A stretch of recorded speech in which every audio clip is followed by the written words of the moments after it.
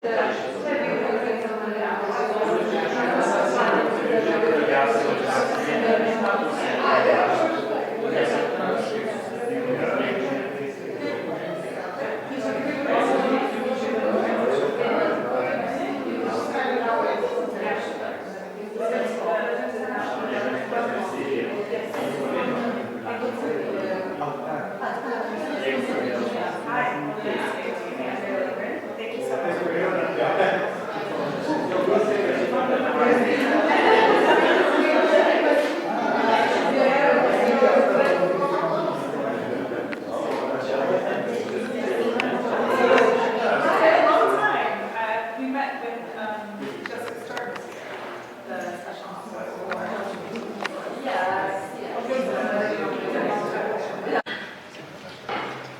afternoon, everyone.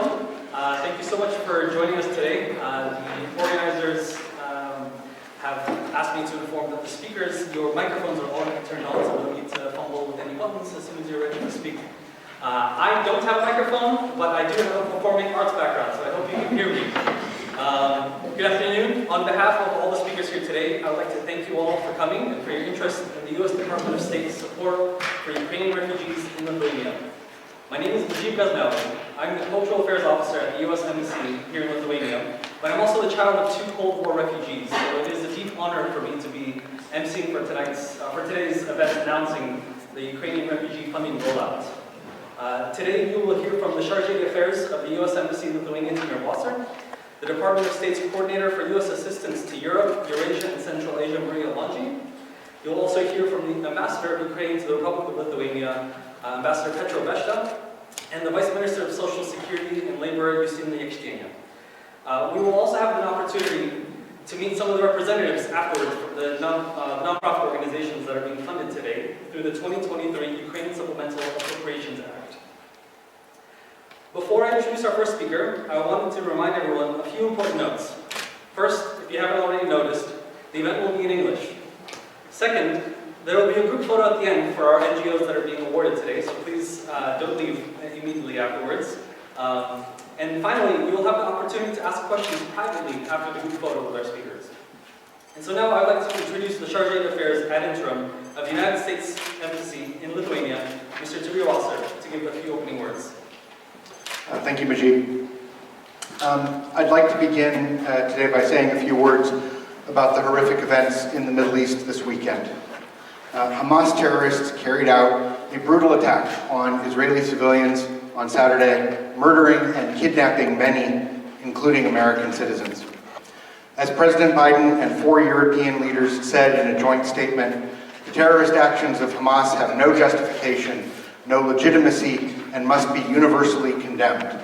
There is never any justification for terrorism. The statement continued that our countries will support Israel in its efforts to defend itself and its people against such atrocities. We further emphasize that this is not a moment for any party hostile to Israel to exploit these attacks to seek advantage. All of us recognize the legitimate aspirations of the Palestinian people and support equal measures of justice and freedom for Israelis and Palestinians alike. But make no mistake, Hamas does not represent those aspirations, and it offers nothing for the Palestinian people other than more terror and bloodshed. I want to acknowledge and express appreciation for the strong statements from Lithuanian leaders over the weekend along these same lines. We value very much their standing with us. And I want to especially recognize today's strong resolution passed unanimously by the Seimas. The support we've seen across Lithuania for our common efforts at this time is greatly appreciated.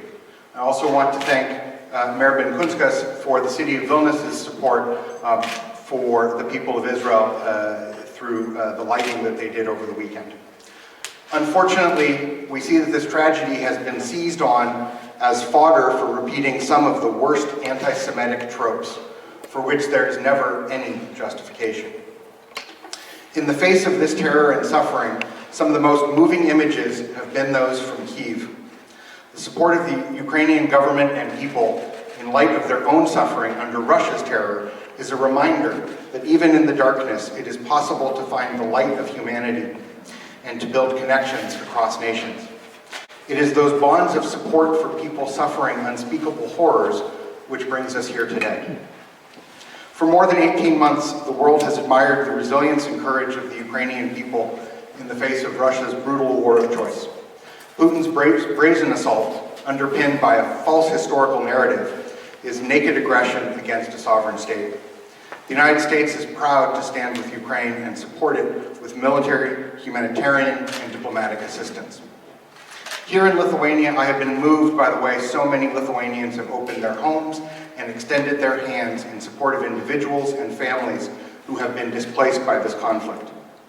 Lithuania has welcomed over 80,000 displaced Ukrainians who have fled their homeland seeking safety and security from Russia's war of choice.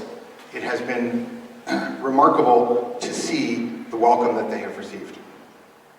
Ukrainians have left behind their communities and their livelihoods. Many have faced unimaginable trauma and loss, but here in Lithuania they have been offered the opportunity to heal and recover in safety. As I have spoken to some of the Ukrainians who are here, I am inspired by their commitment to return to rebuild a sovereign, democratic, prosperous Ukraine when the war ends.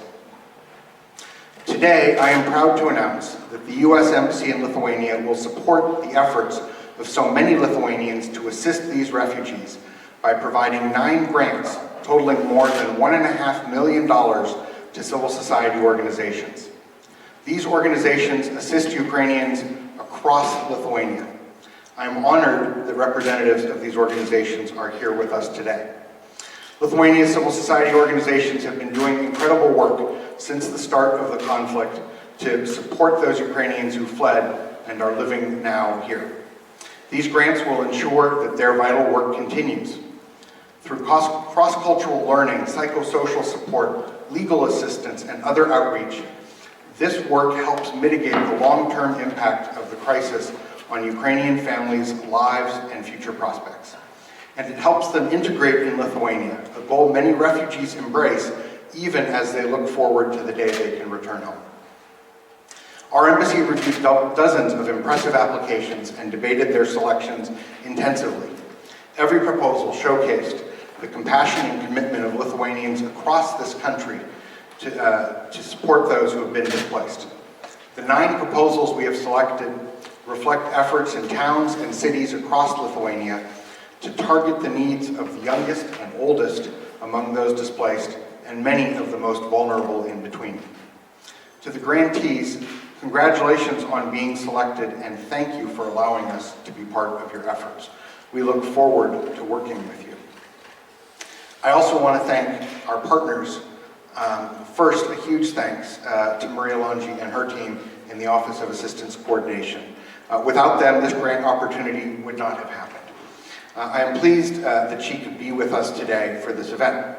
I also want to thank our partners at the UN High Commissioner for Refugees and International Organization for Migration for their good work in identifying and raising awareness of the challenges displaced Ukrainians are facing. Vice Minister Yakshtiana, I want to acknowledge the great work your ministry does in coordinating all the support the government provides for Ukrainian refugees and applaud your close cooperation with civil society. The generosity of the Lithuanian people and the Lithuanian government is truly inspiring. Ambassador Beshta, it is always an honor to share a stage with you and to acknowledge the hard work that you and your team do to support your fellow nationals, even as you yourselves deal with the effects of the war in your home. And finally, I want to thank our hosts here at the Mажвидаса Library for the continued partnership and for hosting our American Center. Once again, congratulations to Lithuanian organizations selected to receive this funding, and I look forward to visiting many of you in the coming months to see your great work. Thank you. Thank you, sir. Our next speaker is Ms. Maria Longi, the coordinator of the Department of State's Office of the Coordinator for U.S. Assistance to Europe, Eurasia, and Central Asia. Thank you. I will be sure to pass along to my office your appreciation for the work that we did on this to bring this small grants program to reality. At the same time, we should also thank the U.S. Embassy, as well as our embassies in Tallinn and Riga, for bringing to our attention the inspiring resolve of the Baltic people to open their doors to help their Ukrainian neighbors. We were moved by the accounts of community mobilization to support people fleeing the Kremlin's brutal war, and the compassion and generosity shown by the Lithuanian people. The people of Ukraine continue to be experiencing the horror of threats to their culture, sovereignty, and territorial integrity. Since 2014, Russia's forces have been trying to forcibly take over parts of Ukraine. For the last year and a half, Russia has deliberately, ruthlessly, and methodically attacked Ukraine's energy, infrastructure, in a concerted effort to leave people cold and in the dark. Russia has mined Ukraine's fields and agricultural land and has blocked their shipping lanes to prevent crop exports desperately needed in the global south. Russia has also attacked schools. They have kidnapped children from Ukraine and tried to indoctrinate them with Russian propaganda. Luckily, some of these vulnerable children have managed to make their way to the Baltic states. Russia has done its best to break Ukraine, the will of the people, their identity, and their future. Putin expected a quick victory, but he underestimated the resolve of the people of Ukraine and the support for Ukraine in the international community. The United States has provided approximately $73.8 billion in humanitarian, security, and economic assistance since Russia's unprovoked full-scale invasion in February of 2022. This includes $2.3 billion for the humanitarian sector, $26.6 billion for development, and $44.9 billion in the security sector. Lithuania knows firsthand the brutality of Russia's so-called sphere of influence and shares Ukraine's strength of will in fighting it. This country has a history of taking action to thwart the Soviets and other threats. As both a member of NATO and the EU, it is inspiring to see the Lithuanian government implementing the EU's temporary protective directive, going above and beyond to offer people fleeing Ukraine housing, healthcare, education, and jobs, the same social protections enjoyed by the Lithuanian people.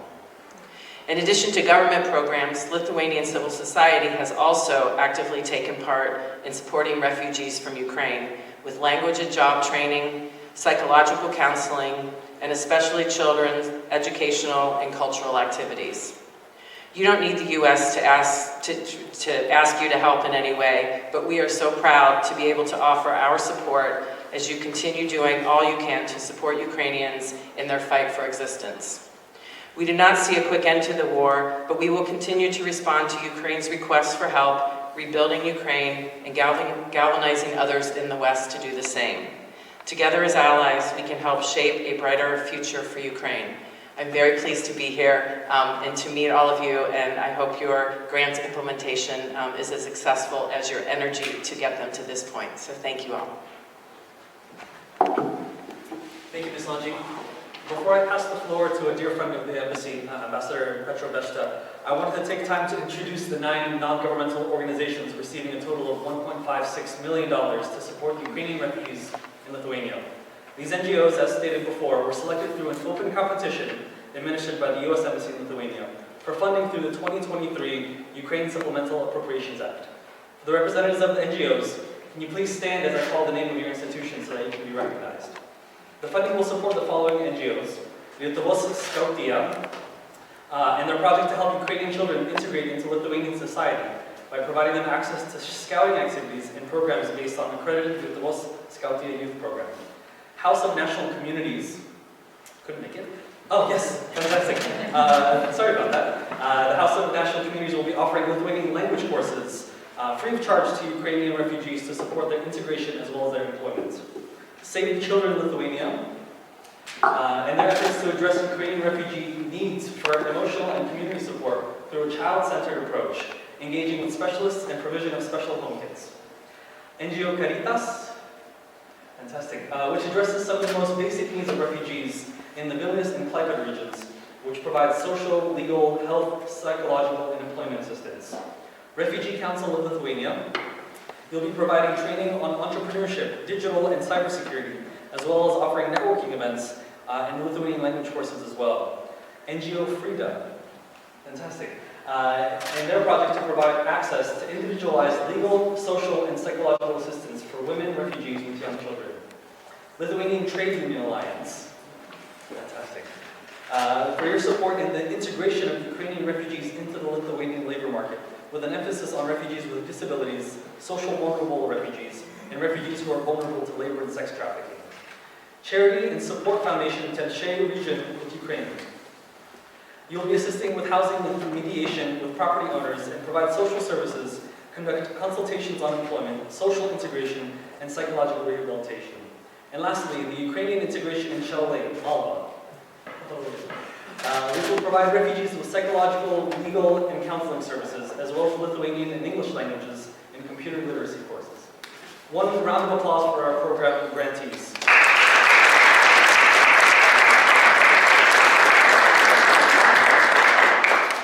And now, I'd like to give a word to our next speaker, a dear friend of the embassy, Ambassador of Ukraine to Lithuania, Mr. Petro Beshna. Thank you. Distinguished Coordinator, Maria Longi, dear Tamir, distinguished Vice Minister, Justina Yakštene, dear participants and representatives of NGO, it is my great pleasure to participate in this event dedicated to the support to the Ukrainians that stay in Lithuania. I would like to start also with words of support to Jewish people under attack and the strong condemnation of the terrorist attack that we have seen for the last couple of days.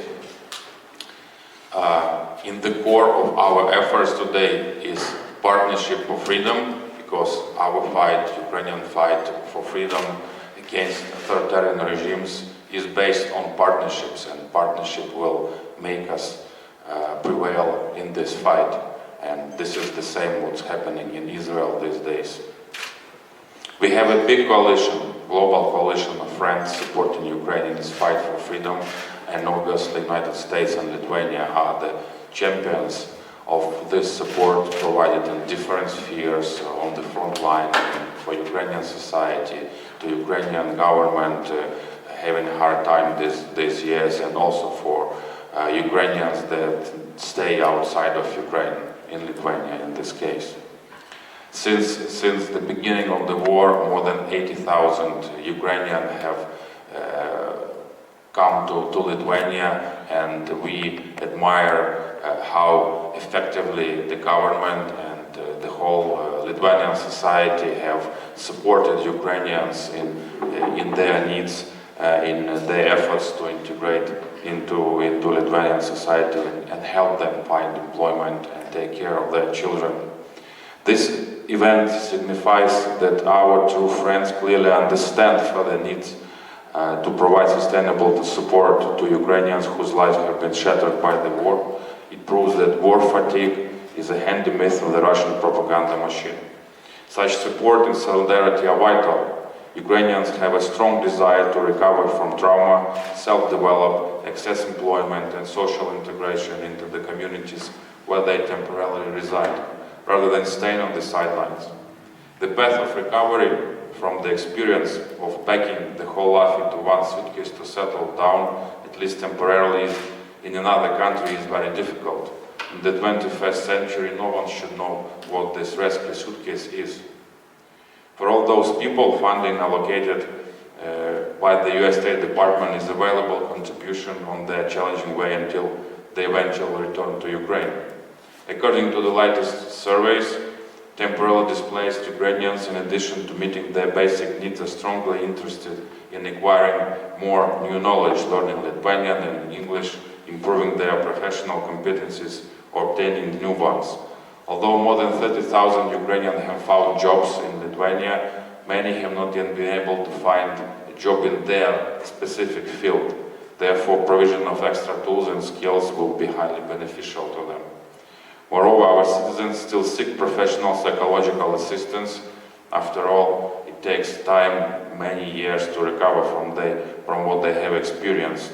And of course, there is a growing need to preserve Ukrainian cultural identity and strengthen Ukrainian communities, provide access to various cultural projects and initiatives. Again, referring to the surveys, these concerns are particularly noticeable in the regions of Lithuania, and I'm very pleased that among the organizations awarded with grants are those focusing their works in the regions. I am convinced that forthcoming opportunities, services and programs to be implemented by grantee organizations will help to address needs of Ukrainians, but also allow them to gain expertise useful upon return to Ukraine to fulfill their potential and contribute to creating a war-recovered modern Ukraine. I would like once again to express our gratitude to the US State Department for this very needed support, to the Embassy of the United States for coordinating and implementing these initiatives, of course to the NGOs who have won this competition to receive these funds, and thank you all for your efforts, and let's win this war, let's bring Ukrainians back to Ukraine and build a new modern reformed Ukraine in the big European family. Thank you. Thank you, Mr. Ambassador. I would like to introduce our final panelist for today, Vice Minister of Social Security and Labor, Ms. Justina Yakshchenian, to give her remarks. Vice Minister. First of all, thank you very much. I'm really grateful being there and grateful for United States government for the support for Lithuanian NGOs, helping to support Ukrainians here in Lithuania. That is really important for us as well. Of course, Lithuanian government did a lot of work, and still we're doing and solving a lot of questions. But well, Lithuania knows the price of independence.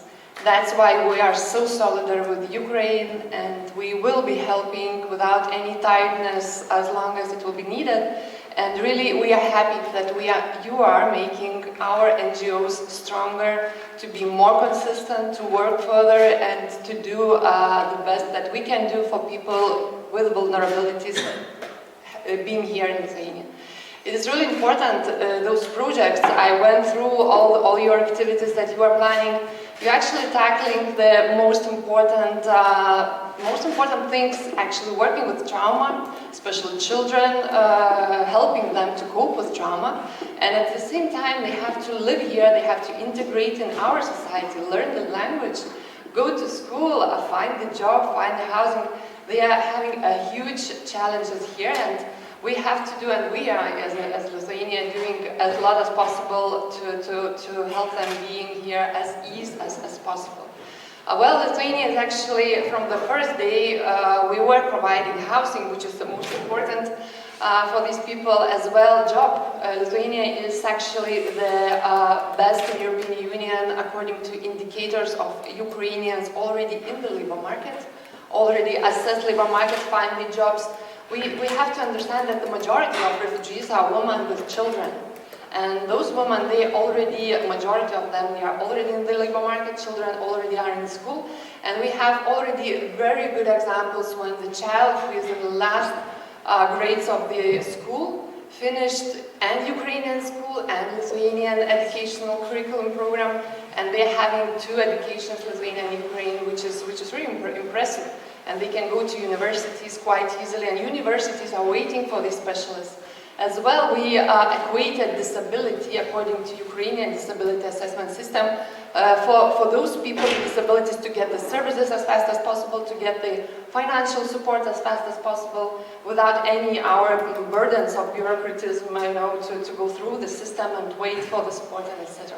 We equated as well the educational attainment, the professional qualifications. That's why we see people, Ukrainian people in the public sector, in the labor exchange offices. We employ them to help other Ukrainians and to understand the system that we're having here. So I think we are doing a lot without any point of view as a government, as a bureaucracy system. Together with NGOs, we were working without any weekends, without any time counting, whether it's working time or not, because actually it is going from the heart. We really want to support. But the one really important thing that those NGOs who are providing services, who are making the networks, they are our innovation drivers. As a government, as municipalities, can take those examples and apply for the help for Lithuanians as well. Because it's like, you are doing networking and setting new social services already contacted with education, with other systems. So that's why sometimes we are looking from the side, we are funding as well, and looking from the side what you are doing and thinking how can we copy-paste into traditional system and to develop our national system on your lessons learned. So I'm really happy that you are our social security innovation system as well. Thank you so much. Thank you, Madam Vice Minister. And thank you once again to all our speakers and to those in attendance today. I'd like to remind you that questions will be taken privately as we wrap up today's events. But now I'd like to invite the representatives of the NGOs to take a family photo. I think it might work best if the speakers are staying in their seats and we kind of wrap behind. Does that work for you all? Oh, sure. All right, then we can all stand by the TV screen here. If that works with you all.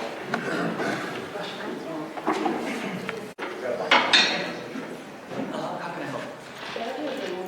Yes. No, that's all right. You're right, we're in luck. So we're going to start with Laura. Yes. She's the MC. We're going to start there.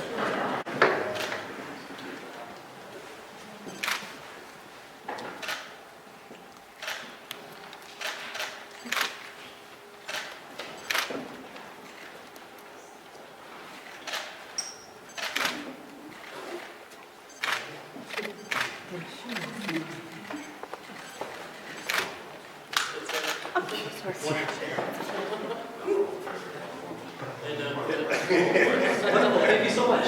Thank you. Thank you. Thank you. Congratulations. Thank you.